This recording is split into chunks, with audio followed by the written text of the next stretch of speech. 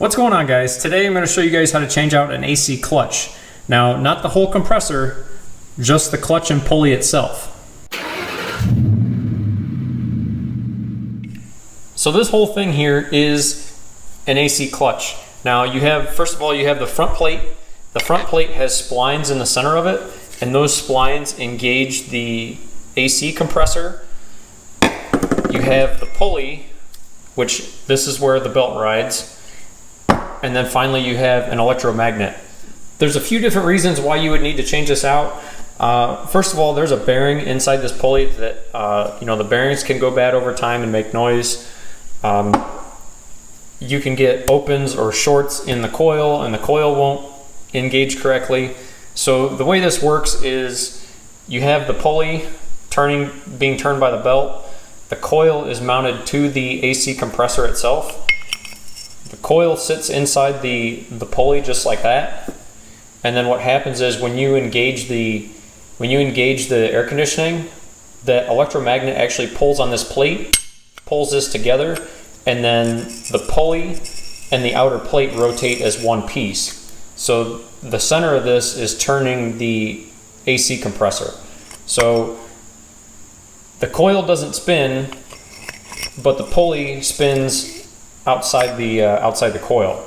So to check this, obviously if you don't have any mechanical problems, really the only other thing you're going to check is going to be this coil. The issue that I had with this one is when this thing would get hot as the car ran, it would develop an open in the coil and the AC would stop working.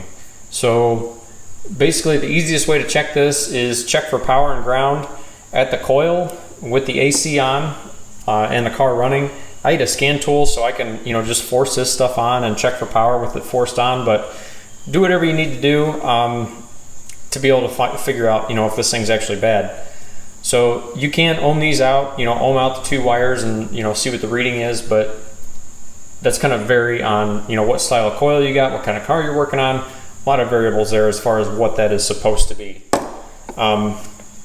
This one was also making noise, so as you can see the two surfaces that come together that actually engage the AC compressor are not in good shape. It was squealing, making some noise, so I just changed out the whole thing.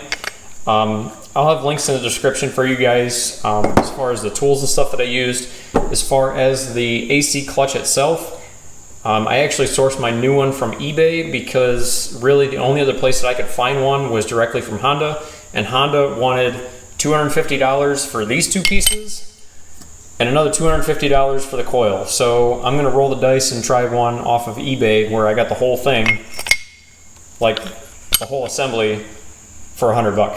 So we'll get it installed and see if this thing's gonna work. So to get to the AC compressor on this little fit, I actually got to go through the passenger side wheel well. So obviously I got to remove the wheel, remove the splash shield. It may vary depending on what you're working on. A lot of stuff, especially rear wheel drive stuff, you can get to it from the engine compartment, just open the hood and there you are. But like I said, with this little fit, I'm gonna take the wheel off. So do what you need to do to get to the AC compressor.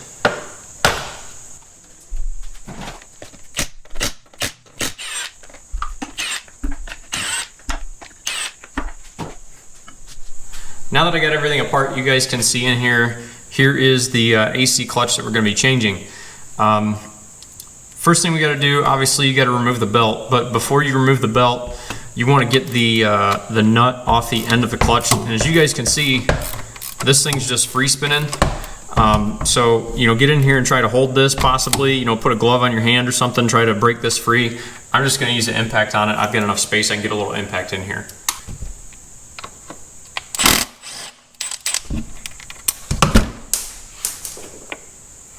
So get the face of that off. The next thing you want to do is remove the serpentine belt.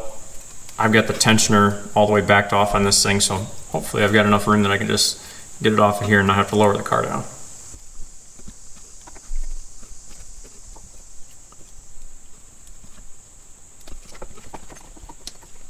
The other thing is about this clutch,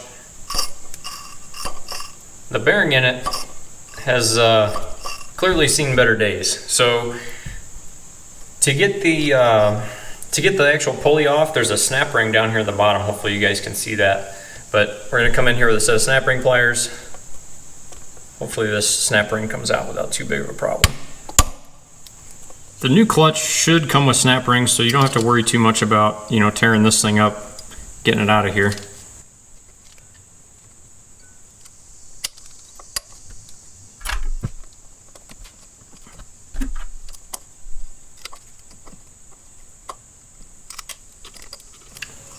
So to get the pulley off of here, really the pulley should just slide off. Obviously this is reality and that doesn't always happen. So you can get, if you can get a hammer to the back side of it, tap back here or get a pry bar or something. They do make pullers for this. I'm sure you could use a gear puller in a pinch if you had to. I'm gonna try it, you know, just try and tapping it off here with a hammer, but basically get this pulley off of here now that the snap ring's off. Now if you're gonna do this and use a gear puller like I'm using here, because this thing's not easily coming off, you really want to make sure that end of that shaft that you're pushing against, you're not mushrooming it out with the puller. So I'm using real light pressure with this, just essentially just trying to break it free.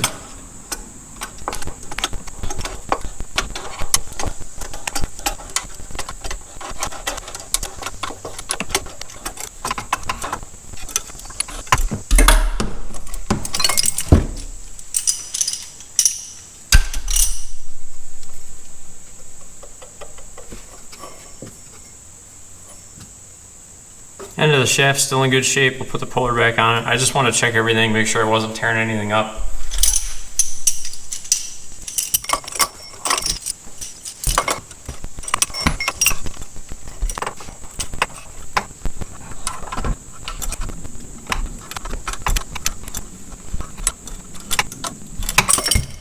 There you go. Now the pulley's off. The only thing left is a coil. All right, now to get the coil itself off, there's a big snap ring back in the back, down in the throat of this coil back here. So you got to get this snap ring out, and then the coil will come right off. Obviously, once you disconnect the electrical connection as well. You guys are definitely going to need a good set of snap ring pliers to be able to do this. This one back for this coil, it's like you guys can see, it's back in this hole. You need some long reach, you know, snap ring pliers, and it's a pretty decent sized snap ring on this thing.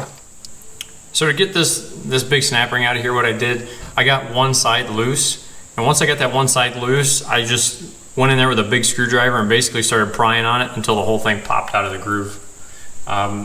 It just kind of sucks trying to reach in there and get this thing out of there, but you really don't have a choice. It's the only way you're going to get it out.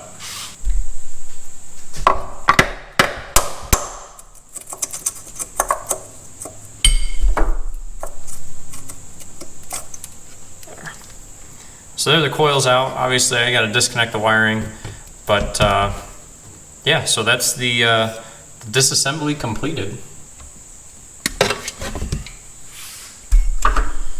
I cut my ground because the ground on this was in pretty rough shape, as you guys can imagine. So I'm gonna ground the new coil in a different location.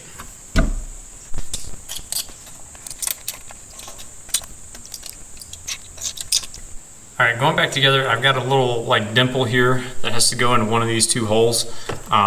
This one in particular came out of this one at about 10 o'clock or whatever, but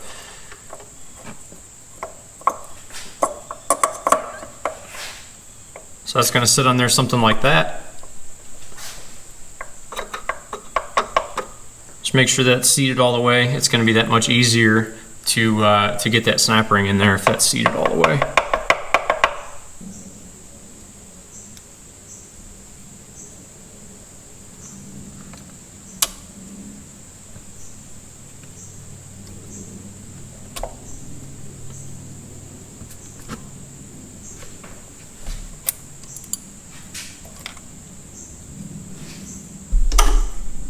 Something to push on that with, make sure that snap ring's seated all the way back there.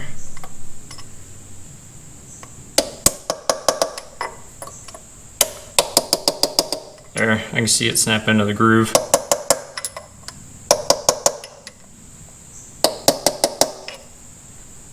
Alright, so now the coil's mounted, I'm gonna go ahead and connect up your wiring.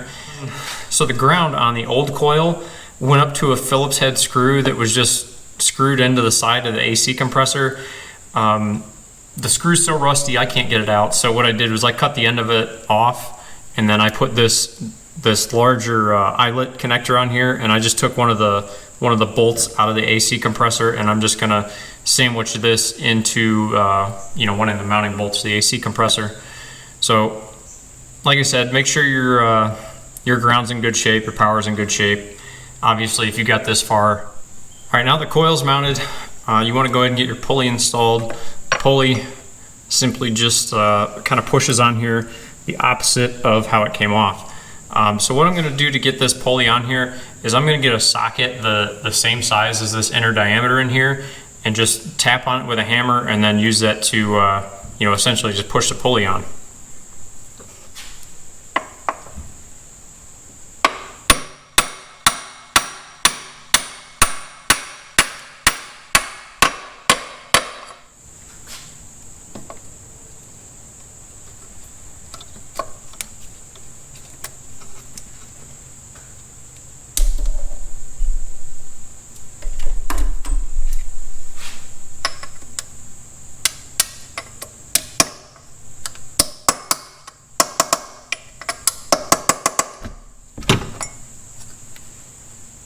Now, last thing you want to install is this outer cover.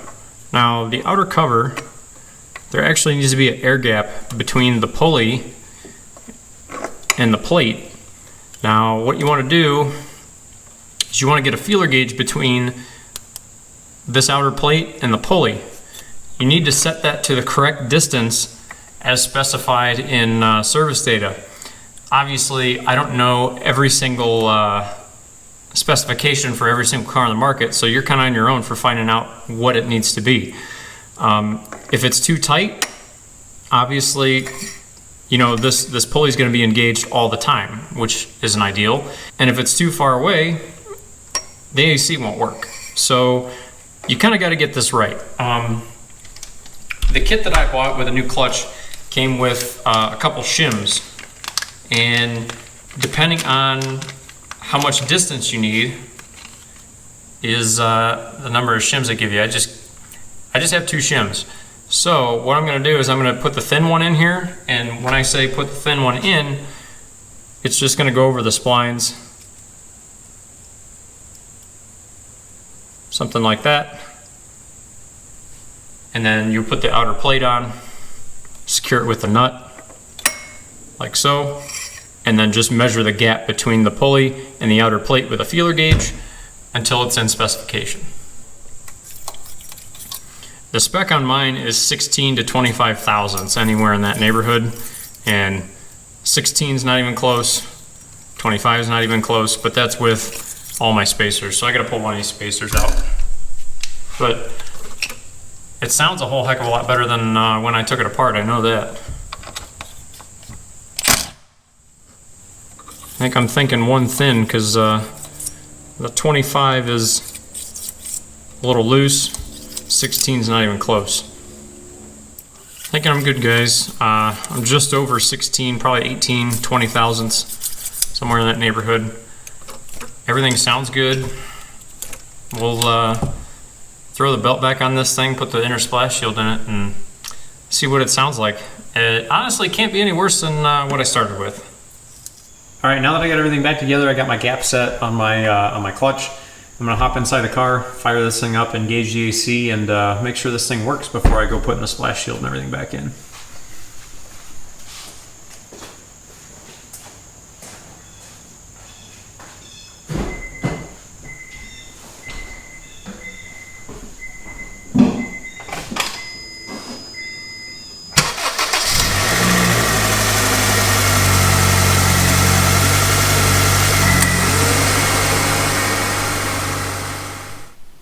All right, guys, moment of truth.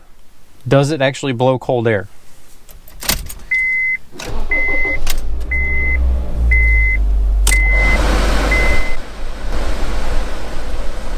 So hopefully you guys can see that, but it says about 34, 33 degrees right now. It's only about 70 degrees outside, so obviously, you know, I'm not working the AC real hard at this point, but it's almost October, so what do you expect? Any of you guys that are doing automotive stuff, I highly recommend this PDI automotive meter. I've had this one for about 10 years, and the reason it's different than a standard multimeter, it's got some stuff on here for like setting points and things like that. You know, obviously not everybody sets points anymore, but you know, obviously it has, you know, temperature, RPM, you know, a bunch of like automotive related things that you may or may not need, but I'll link it down in the description in case any of you guys are interested. Like I said, I've had this one about 10 years. It's been a really great meter. As always, guys, if you guys like the video, hit like. If you want to see more content, go down and hit subscribe. Thanks for watching, guys.